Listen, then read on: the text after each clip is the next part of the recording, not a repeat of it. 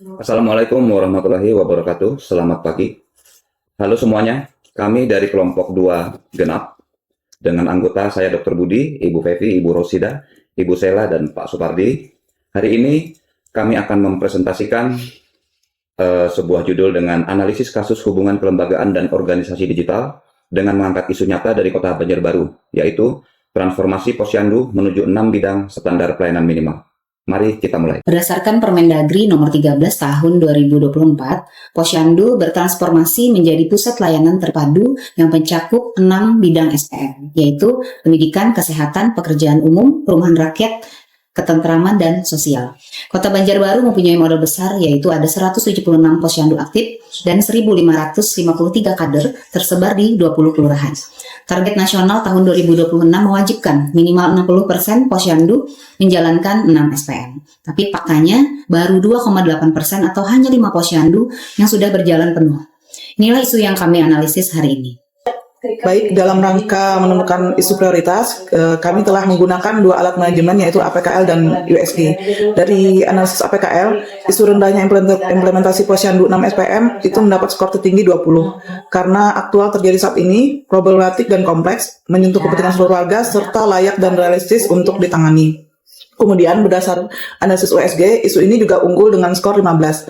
Paling urgent itu karena target 2026 sudah di depan mata, menjadi paling serius karena menyangkut layanan dasar masyarakat dan akan menjadi makin buruk jika tidak segera ditangani.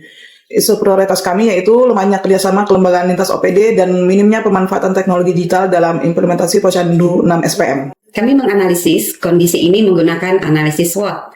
Kekuatannya jelas, 176 posyandu aktif, kader yang berkomitmen, pengetahuan kader sudah tinggi dengan rata-rata pretest 92,17 dan dukungan RPJMD Banjarbaru 2025 sampai 2029.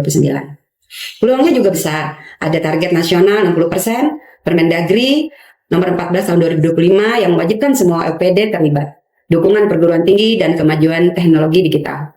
Namun kelemahannya masih dominan, hanya 2 dari 9 OPD yang aktif terlibat. Infrastruktur digital posyandu hampir 0 dengan WiFi 0% dan 39,7% kader belum tersertifikasi. Hasil iPAS minus 0,58 dan IPES plus 0,39 menempatkan posisi kita di kuadran 3 atau turn on dengan strategi utama weakness opportunities. Artinya peluang besar sudah ada. Tapi kita harus benahi dulu kelemahan internal sebelum bisa melaju penuh.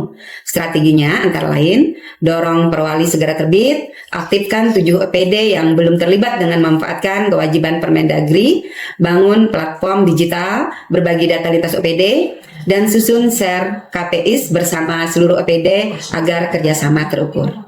Lalu siapa saja lembaga yang potensial untuk diajak kerjasama? Dari internal pemerintah kota, ada 9 OPD yang harus dilibatkan sesuai 6 bidang SPM, yaitu DP3 APMP 2KB dan Dinas Kesehatan yang sudah berjalan.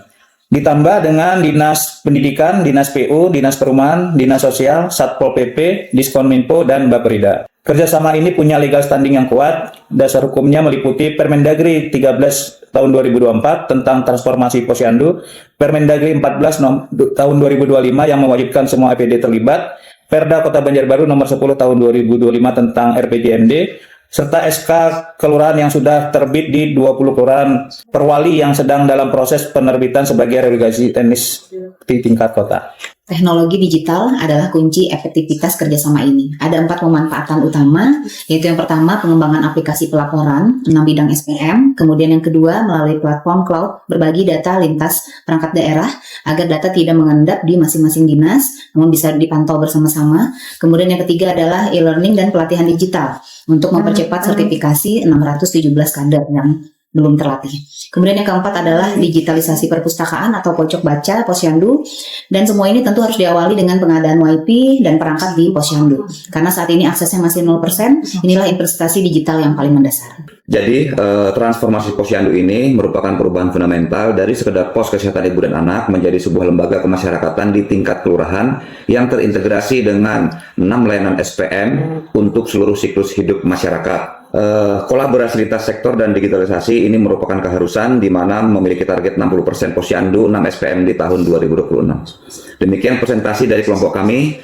Wassalamualaikum warahmatullahi wabarakatuh.